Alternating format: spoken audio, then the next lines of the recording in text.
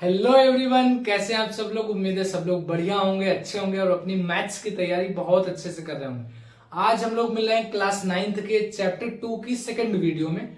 हमने इसकी एक वीडियो ऑलरेडी बना दी है, लगभग आधे घंटे की है। उसमें हमने बहुपद को बहुत अच्छे से समझा दिया है। देखिए, ये जो बहुपद आपका पार्ट है पॉलिनोमियल, आपकी क्लास 9th में है और क्लास 10th में भी है आपका। तो आपको इसको बहुत अच्छे से पढ़ना है। क्यों? क्योंकि एग्जाम में इससे 2-4 नंबर का आता ही है, 3 से 4 नंबर का एग्जाम में 100% आना ही है। तो आपको बहुत अच्छे से पढ़ना है।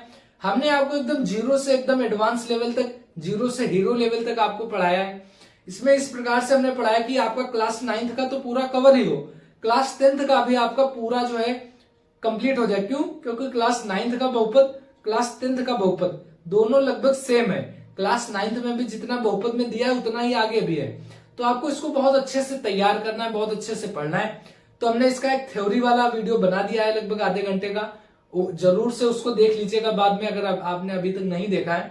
हम आज इसमें एक्सरसाइज 2.1 को सॉल्व करेंगे। बहुत ही छोटी सी एक्सरसाइज है, बहुत जल्दी सॉल्व हो जाएगी। तो चलिए वीडियो को शुरू करते हैं। आप लोग पूरे वीडियो को एंजॉय करिए। देखिए, जो आपका पहला वाला क्वेश्चन है एक्सरसाइज का, सबसे पहले हमें क्वेश्चन को बहुत ध्यान से पढ़ना है। हमें पता तो चले भाई हमसे पूछा क्या है। हमसे कह रहा है निम्नलिखित व्यंजकों में कौन कौन एक चर में बहुपद है और कौन कौन नहीं है। हमसे पूछा है कौन कौन ऐसे ऐसे बहुपद है जिनमें केवल एक चर है, जिनमें केवल एक वेरिएबल है। वेरिएबल क्या होता है, चर क्या होता है, सारा पिछली वीडियो में बताया है। चर होता है मतलब जैसे एक्स वाई जेड। कौन कौन से ऐसे बहुपद है जिसमें या तो पूरा बहुपद एक्स में है, या तो पूरा बहुपद वाई में है, या तो पूरा बहुपद टी में है। ये सारी चीजें हमें बतानी है। देखो, 4x² प्लस का 3x प्लस का 7, 4x² माइनस का 3x प्लस का 7। अब देखो, इसमें चर हमारा क्या है, चर हमारे होते हैं ABCD। जितने भी हमारे अल्फाबेट्स होते हैं, लेटर्स होते हैं, वो सारे हमारे चर होते हैं, वेरिएबल होते हैं। x को हम लोग चर कहते हैं, x y z। तो चर है हमारा x के अलावा क्या कोई हमारा चर है, y z t है कोई नहीं, तो खाली x है हमारा चर। तो चर हो गया हमारा x। तो कह रहा है निम्नलिखित व्यंजकों में कौन कौन एक चर में बहुपद है। तो भैया ये तो हमारा, इसमें तो खाली एक ही चर है, तो ये हमारा एक चर में बहुपद है। तो मतलब ये हमारा सही है। क्यों सही है? क्योंकि हमारा चर खाली x है। और बहुपद है कि नहीं, बहुपद की अधिकतम घात 2 है। अच्छा, बहुपद में सारी घातें हमारी 0, 1, 2, 3, 4 होनी चाहिए। माइनस में कोई घात ना हो, माइनस में कोई घात ना हो, अंडर रूट में कोई घात ना हो, तो हमारा बहुपद नहीं होगा। तो ये हमारा बहुपद भी है भैया हमारा, और हमारा एक चर में भी है। तो ये हमारा एक चर में बहुपद है, एक चर में बहुपद है, एक चर में बहुपद है आपका, एक चर में बहुपद है। ये आपको सब में लिखना पड़ेगा। क्यों? क्योंकि हमारा एक ही चर है x, और बहुपद होगा कि नहीं होगा वो अलग चीज है। ये देखो, हमारा बहुपद है y² प्लस अंडर रूट 2। ये देखो, अंडर रूट 2 के ऊपर है, एक्स वाई जेड टी के ऊपर अंडर रूट नहीं है। तो ये हमारा बहुपद है कि नहीं? बहुपद तो है भैया हमारा। क्यों? क्योंकि हमारा y की जो हमारी घात है बहुपद की, वो हमारी सारी किसमें है, पूर्ण संख्याओं में, होल नंबर्स में है। तो देखो, यहाँ पर y की अधिकतम घात 2 है, और यहाँ पर चर कौन कौन से हैं, एक्स वाई जेड में कौन कौन से हैं, तो खाली y है। तो चर हमारा कितना है, खाली एक ही तो चर है। तो ये हमारा एक चर में ये भी हो जाएगा। तो हमारा ये भी था, ये भी हो जाएगा। अब ये वाला देखो, हमारा चर यहाँ पे कौन सा है भैया, चर है हमारा t, चर है हमारा t। तो एक चर तो है, खाली एक चर है क्योंकि खाली t है। लेकिन एक चीज और देखो, t जो है हमारा, t के ऊपर अंडर रूट 2 लिखा है, और t अंडर रूट t लिखो चाहे t की घात 1/2 लिखो, दोनों बराबर ही होता है। t को हम लोग अंडर रूट t भी लिख सकते हैं और t की घात 1/2 भी लिख सकते हैं। और हमने पढ़ा है जो हमारा बहुपद होता है, जो हमारा पॉलिनोमियल होता है, उसकी घात 0 हो सकती है, 1 हो सकती है, 2 हो सकती है, 3 हो सकती है, 100 हो सकती है, 500 हो सकती है। कभी भी उसकी घात माइनस में नहीं होगी, कभी भी बहुपद की घात अंडर रूट में नहीं होगी। तो ये देखो, हमारी बहुपद की घात जो है 1/2 है, तो हमारा 0, 1, 2, 3, 4 होना चाहिए। इस प्रकार से अंडर रूट, हमारे बहुपद में अंडर रूट नहीं आना चाहिए चर के ऊपर। तो ये हमारा बहुपद नहीं है, बहुपद हमारा नहीं है। जब बहुपद ही नहीं होगा, जब बहुपद ही नहीं होगा, तो एक चर में और 2 चर में मतलब ही नहीं है। इसमें चर तो एक ही है, लेकिन ये हमारा बहुपद ही नहीं है भाई। जब बहुपद नहीं है तब तो कहानी खत्म हो गई सारी। ठीक है, तो हमारे अभी तक 2 खाली आए थे, पहला, दूसरा। तीसरा वाला देखो, अब देखो यहाँ पर इसको रियल में अगर देखोगे तो ये y है, y लिख लिया प्लस 2/y, 1/y को जब y को ऊपर लाओगे तो y की घात हो जाएगी -1। हमने क्या कहा, बहुपद की घात 0 हो सकती है, 1 हो सकती है, 2 हो सकती है, 50 हो सकती है, 100 हो सकती है, कभी भी घात माइनस में, अंडर रूट में, ये सारी घातें नहीं होंगी। तो ये तो माइनस में हमारी घात आ गई, तो हमारा बहुपद ही नहीं है। जब बहुपद नहीं है तब घात और एक चर, दो चर, पूरा कहानी ही खत्म हो गया। कह रहा था कौन एक चर में बहुपद है, तो ये भाई बहुपद ही नहीं है हमारा, एक चर और दो चर की बात ही खत्म हो गई। चर तो एक ही है इसमें y, लेकिन हमारा बहुपद ही नहीं है। ठीक है बच्चों, अगला सवाल में क्या है, देखो यहाँ पर x चर हमारे कौन कौन से हैं भाई, चर है हमारा x है, y भी है यहाँ पर आपका, तो y भी लिख लिया, z है, x है, y और t भी है, तो हमारे 3 बहुपद हो गए भाई। और हमसे पूछा था कौन कौन एक चर में बहुपद है, तो यहाँ पर तो 3 हो गया, तो ये भी नहीं होगा। अच्छा एक चीज देख लेते हैं, बहुपद है कि नहीं है। देखो ये आपका बहुपद है, देखो x की घात 10 है, y की घात 3 है, t की घात 50 है, तो सारी जो घातें हैं हमारी 0, 1, 2, 3, 4, 100, 200, 10, 3, 50, कोई ऐसी तो है नहीं जो अंडर रूट में हो या माइनस में हो या बटे में हो। अगर ये सारा कहानी होता है तो हमारा बहुपद नहीं होता है, तो ये तो हमारा इसमें तो ऐसा कुछ है नहीं, तो ये हमारा बहुपद भी होगा। ठीक है, इस प्रकार से हम लोग सवालों को हल करते हैं। कितना टाइम लगा, मुश्किल से 2 मिनट लगेगा। तो इस प्रकार से आप लोग ध्यान रखिए। ठीक है, ये बहुपद है हमारा, चर हमारा खाली x है तो एक चर में है, ये भी हमारा एक चर में है क्योंकि चर खाली y है। ये अंडर रूट 2 के ऊपर लिखा है, y के ऊपर नहीं है, इसमें चर के ऊपर अंडर रूट आ गया तो बहुपद ही नहीं है। ये भी हमारा बहुपद नहीं है, क्यों, बहुपद की घात -1 आ गई। हमारी बहुपद की घात हमेशा होल नंबर, पूर्ण संख्या होनी चाहिए। तो यहाँ पर x की घात पूर्ण संख्या है, बहुपद तो है, लेकिन इसमें चर तो 3 है, x, y, t, तो ये भी हमारा एक चर में बहुपद नहीं है, बहुपद है लेकिन। तो इस प्रकार से हम लोगों ने चालू कर लिया। अगले पार्ट पे चलते हैं। देखिए जो आपका दूसरा वाला पार्ट है, इसमें कह रहा है निम्नलिखित में एक्स स्क्वायर का गुणांक लिखिए। मतलब एक्स स्क्वायर का गुणांक का मतलब है एक्स स्क्वायर के जो साथ में है, एक्स स्क्वायर के साथ में जो लिखा हो उसका गुणांक लिखना है। देखो अभी हम लोग इसको ऐसे डायरेक्ट बता रहे हैं, फिर अभी इसका पूरा जो मेन इसका जो कॉन्सेप्ट है पूरा बताएंगे। पहले आपको डायरेक्ट करके बताते हैं कि इजी कितना है। देखो हमसे पूछा है एक्स स्क्वायर का गुणांक, तो एक्स स्क्वायर का गुणांक मतलब जो एक्स स्क्वायर के साथ में लिखा है, तो एक्स स्क्वायर का गुणांक, जैसे एक्स स्क्वायर के साथ में क्या है भाई, एक्स स्क्वायर के साथ में हमारा खाली जहां पर कुछ नहीं होता है, जैसे एक्स स्क्वायर है खाली, तो एक्स स्क्वायर के साथ में 1 मान लो, 1 एक्स स्क्वायर इसको मान सकते हैं, तो एक्स स्क्वायर के साथ में 1 है तो 1 लिख लिया। यहां पर एक्स स्क्वायर के साथ में 1 तो होगा लेकिन माइनस भी है, अभी डायरेक्ट देखिएगा, अभी फिर बताते हैं सही से। एक्स स्क्वायर का गुणांक जो है आपका, एक्स स्क्वायर का गुणांक यहां पर हो गया आपका -1, क्यों, क्योंकि यहां पर माइनस भी है। यहां पर एक्स स्क्वायर का गुणांक क्या हो जाएगा, यहां पर आपका एक्स स्क्वायर का गुणांक π/2 लिखा है, तो यानी π/2 हो गया एक्स के गुणांक, एक्स स्क्वायर का गुणांक।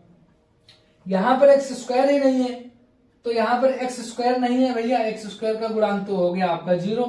जब एक्स स्क्वायर ही नहीं है, अब देखो मेन कॉन्सेप्ट, इसका जो मेन होता है, ये तो आपको डायरेक्ट बता दिया कि एक्स स्क्वायर का गुणांक यहाँ से 1, यहाँ से -1, यहाँ पर जो भी लिखा है वो आपने लिख लिया π/2। एक्स स्क्वायर के साथ में हम लोग 1 मान लो तो -1 आ गया आपका, यहाँ पर खाली 1 मान लो तो 1 आ गया उत्तर। यहाँ पर प्लस का 0 एक्स स्क्वायर मान लो तो एक्स स्क्वायर का गुणांक 0 आ गया। तो ये तो हो गया मेन। अभी इसका देखिए जो मेन है कॉन्सेप्ट जो है, कहां से आता है, ये सवाल कहां से निकलते हैं वो देखिए इसमें क्या है, इसका आपका व्यापक रूप होता है, द्विघात समीकरण होती है ये, जो हमारा द्विघात बहुपद होता है क्वाड्रेटिक पॉलिनोमियल, उसका जो जनरल रूप होता है व्यापक समीकरण, वो होता है ax² + bx + c। तो ये होता है हमारा द्विघात बहुपद, यानी 2 घात वाला बहुपद। इसकी अधिकतम घात बच्चों कितनी है, 2 है, तो ये हो गया 2 घात वाला बहुपद। अच्छा 2 घात वाला बहुपद है, तो देखो एक्स स्क्वायर का गुणांक यहाँ पर क्या है, एक्स स्क्वायर का भैया गुणांक है a हमारा, एक्स का गुणांक क्या है, एक्स का गुणांक है भैया हमारा b, c का गुणांक क्या है, c मतलब खुद ही होता है, पूरा पद होता है, तो गुणांक, लेकिन अगर गुणांक की बात की जा रही तो 1 आ जाएगा। अब देखो b के साथ में प्लस था तो b के साथ में प्लस आया है, अगर b के साथ में माइनस होता तो यहाँ पर माइनस भी आता। जैसे आपसे कोई पूछे माइनस का 4x² प्लस का 7x और माइनस का 6। अब आपसे पूछे कि x² का गुणांक बताओ, तो x² के साथ में क्या लिखा है, x² के साथ में -4 लिखा है, तो x² का गुणांक आ गया आपका -4। x का गुणांक पूछे तो x का गुणांक आ जाएगा प्लस का 7 आपका, c की वैल्यू आपकी -6 आ जाएगी। तो इस प्रकार से ये आपका पूरा कॉन्सेप्ट होता है। डायरेक्ट आपके एग्जाम में आएगा x² का गुणांक बताओ, जो भी x² के साथ में हो उठा के पटक देना कि भाई ये लो हमारा x² का गुणांक आ गया। समझ में आया बच्चों? अब अगला हम लोग देखते हैं। अगला तीसरा वाला क्वेश्चन है, कह रहा है 35 घात के द्विपदी, मतलब जिसमें दो पद हो। द्विपदी का मतलब खाली दो पद हो, जैसे x+1 x² + 3, जिसमें खाली दो पद हो। 35 घात के द्विपदी एक ये क्वेश्चन है, और 100 घात के एक पदी। 100 घात के एक पदी का मतलब है जिसमें खाली एक पद हो। तो 35 घात के द्विपदी, हल इसका जब करेंगे तो आंसर जब देंगे 35 घात के द्विपदी पूछा है। द्विपदी का मतलब होता है जिसमें खाली द्विपद हो, दो टर्म हो खाली, और उसकी अधिकतम घात 35 हो। तो जैसे x की घात 35 + 5 लिख दो। ये भी देखो दो पद हो गए, पहला पद दूसरा पद, और 35 अधिकतम घात होनी चाहिए, तो अधिकतम घात 35 है। ये तो एक एग्जाम्पल हो गया। दूसरा एग्जाम्पल दे दो, जैसे y की घात 35 + 3 लिख दो। ये भी हमारा एक द्विपद हो गए, अधिकतम घात 35 है। ऐसे ही मान लो t की घात 35, यहाँ पे गुणे में भी कुछ लिख सकते हो, 3t की घात 35 + 4। तो ये हमारे इस प्रकार से आप लाखों लिख सकते हो। 35 की घात के द्विपद हम लोगों ने लिख दिए। इसी प्रकार से हमसे पूछा है 100 घात का एक पदी, मतलब खाली एक ही पद हो उसमें, और अधिकतम घात कितनी हो 100। 100 घात का एक पदी,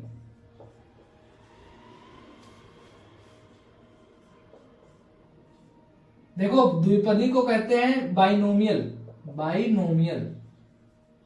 और एक पदी को कहते हैं मोनोमियल,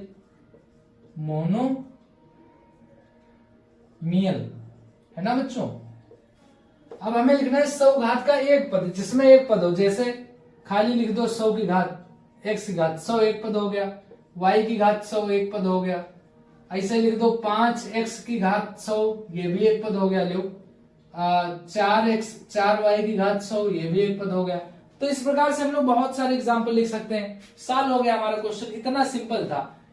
मतलब 35 घात, मतलब अधिकतम घात भैया 35 होनी चाहिए, अधिकतम घात 35 हो, और दो पद हैं तो दो पद होने चाहिए, बाकी कुछ भी छेड़खानी करो। यहाँ पर देखो हमने t की घात 35 किया, t के गुणे में भी कुछ लिख दिया। यहाँ पर अधिकतम घात 100 होनी चाहिए, एक पद होना चाहिए, तो y की घात 100 लिख दिया, और उसके गुणे में भी कुछ लिखना चाहो तो लिख लो, अगर आपकी मर्जी है, वरना इतने एग्जाम्पल आप लोग दे सकते हो। ठीक है, अगला क्वेश्चन देखते हैं। देखिए इसमें आपसे कह रहा है निम्नलिखित बहुपदों में से प्रत्येक बहुपद की घात लिखिए। अच्छा, बहुपद की घात क्या होती है? देखो घात पूछा है बहुपद की। बहुपद की घात मतलब होता है, पहले बात तो एक हमारा बहुपद होना चाहिए। अगर बहुपद है तो उसकी जो x y की जो अधिकतम घात होती है वही हमारी बहुपद की घात होती है। अब देखो इसमें x की घात यहाँ पर कितनी है, 3 है, यहाँ पर 2 है, यहाँ पर 1 है, तो यहाँ पर बहुपद की घात कितनी हो जाएगी? जो अधिकतम घात होगी, बहुपद की घात क्या हो जाएगी बच्चों? जो भी अधिकतम घात हो। यहाँ पर अधिकतम घात तो 3 है, तो बहुपद की घात आपकी 3 हो जाएगी। यहाँ पर y² लिखा है, बहुपद है एक, लेकिन ये तो यहाँ पर कितनी घात हो जाएगी? 2 हो जाएगी। क्यों? क्योंकि अधिकतम घात 2 है। यहाँ पर देखो 5t - √7, सबसे पहले आप लोग बताइए बहुपद है कि नहीं है? सब लोगों ने सोच लिया? हाँ हम बताते। देखो ये एक बहुपद है। अगर यहाँ पर इसी प्रकार से अगर यहाँ पर अंडर रूट के अंदर t होता तो बहुपद नहीं होता। क्यों? क्योंकि वो पूर्ण संख्या फिर नहीं होती है, तो t तो अपना सुरक्षित है, तो यहाँ पर बहुपद की घात हो जाएगी 1। क्यों? क्योंकि t की यहाँ पर अधिकतम घात 1 ही है भाई, और तो t है नहीं कहीं। 3 की अधिकतम घात क्या होगी? 3 भी हमारा एक बहुपद है। कैसा बहुपद है? सबसे प्यारा क्वेश्चन है। 3 हमारा एक कांस्टेंट पॉलिनोमियल, यानी नियत बहुपद। अच्छा, 3 के साथ आप क्या लिख सकते हो? 3x की पावर घात 0। x की घात 0 का मतलब होता है, x की घात 0 का मतलब होता है भैया 1 हमारा, और x की घात 1 का मतलब x होता है, तो x की घात 0 हमारा 1 होता है। तो इसे 3 की घात पूछे तो हमारा घात यहाँ पर कितनी हो जाएगी भाई? यहाँ पर हमारी घात हो जाएगी 0, यहाँ पर आपकी घात हो जाएगी 0, है ना बच्चों? तो ये आपका सबसे अच्छा क्वेश्चन था। बहुपद की घात यहाँ, ये आपका कॉन्सेप्चुअल क्वेश्चन है। बाकी सब में तो कोई भी मुंह उठाकर बता देगा कि यहाँ पर घात 3 है, यहाँ पर घात 2 है, लेकिन इस प्रकार के क्वेश्चन में बहुत बच्चे फंस जाएंगे। 3 है समझ में नहीं आएगा, बहुत 1 बता देंगे कि भैया इसकी घात तो 1 है। कुछ 0 जब ही बता पाओगे जब आपने पढ़ा होगा। ये हमने पिछली वीडियो में बहुत डिटेल से सारा बताया। देखो x की घात 0 का मतलब 1 होता है और x की घात 1 का मतलब x होता है। अब 3, 4, 5, 6, 7, 8, 9, 10 किसी के साथ भी x की घात 0 लगा सकते हो आप लोग, तो x की घात 0 लगा दिए तो 3x की घात 0 यानी घात हो गई हमारी 0। यहाँ पर 4 हो 5 हो तो सबकी घात 0।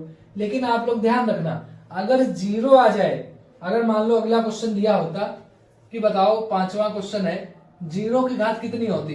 अब देखो 0 के साथ तुम x की घात 0 लिखो, चाहे 0 के साथ x की घात 10 लिखो, भैया 0 गुणा में है तो 0 तो सबको 0 कर देगा, है ना, 0 तो सबको 0 बना देता है। तो इसकी घात हम लोग जो है डिफाइन नहीं कर सकते, नॉट डिफाइंड है। हम लोग बता ही नहीं सकते भाई कि 0 की घात कितनी है, तो लिखते नॉट डिफाइंड। तो इस प्रकार से हम लोग क्वेश्चन को हल करते हैं। आप लोग नोट कर लीजिए, ठीक है बच्चों। जो आपका 5वां वाला पार्ट है, सबसे पहले आप लोग ये बताइए जो बैकग्राउंड में प्यारी सी आवाज आ रही है ये किस वादक यंत्र की आवाज है। ठीक है, ऑप्शन नहीं दूंगा, सबको पता होगा कि जो बैकग्राउंड में, आप लोग ध्यान से सुनिए, ये किस वादक यंत्र की आवाज है, आप सबको कमेंट बॉक्स में बताना है। ठीक है, चलिए क्वेश्चन शुरू करते हैं। कह रहा है निम्नलिखित बहुपदों में से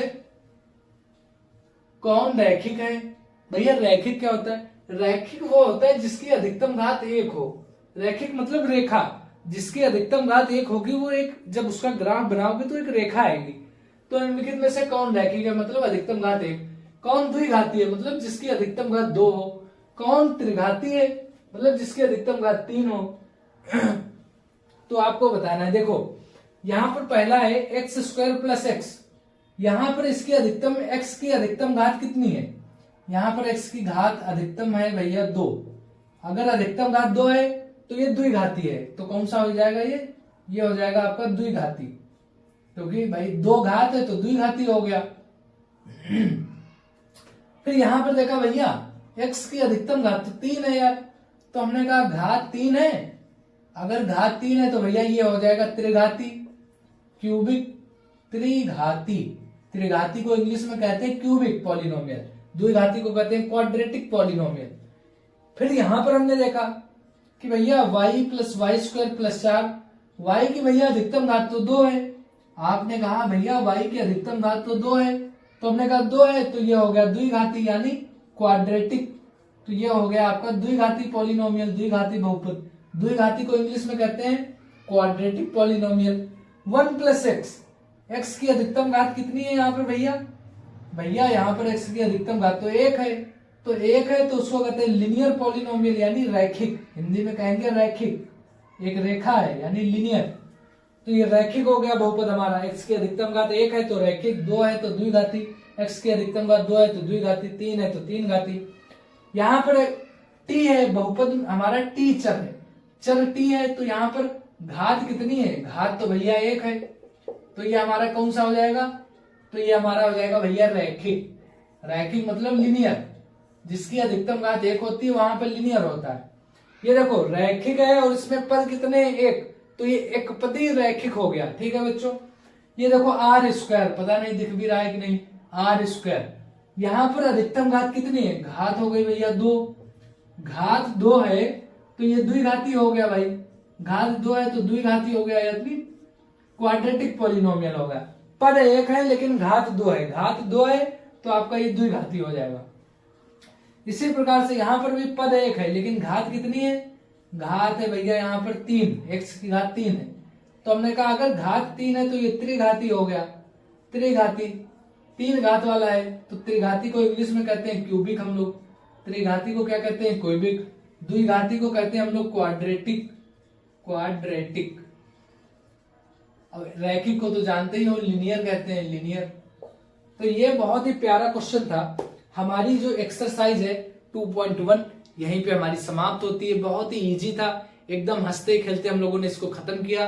अगर आपने इसका पिछला वाला वीडियो नहीं देखा है जरूर से उसको, हालांकि हमने इसमें सारी चीजें बता दी हैं जल्दी जल्दी से, अगर आपको समझ में आ गई बहुत ही अच्छी बात है, नहीं अगर समझ में आया है तो इसके पीछे वाला वीडियो आप लोग देख लीजिए, 2x पे 1.5x पे, आपको मजा आ जाएगा। तो मिलते हैं अब हम अगली एक्सरसाइज में। 2.1 आज हो गई, 2.2 में मिलेंगे। तब तक के लिए आप लोग पढ़ाई करते रहिए। Thank you all the best, love you all.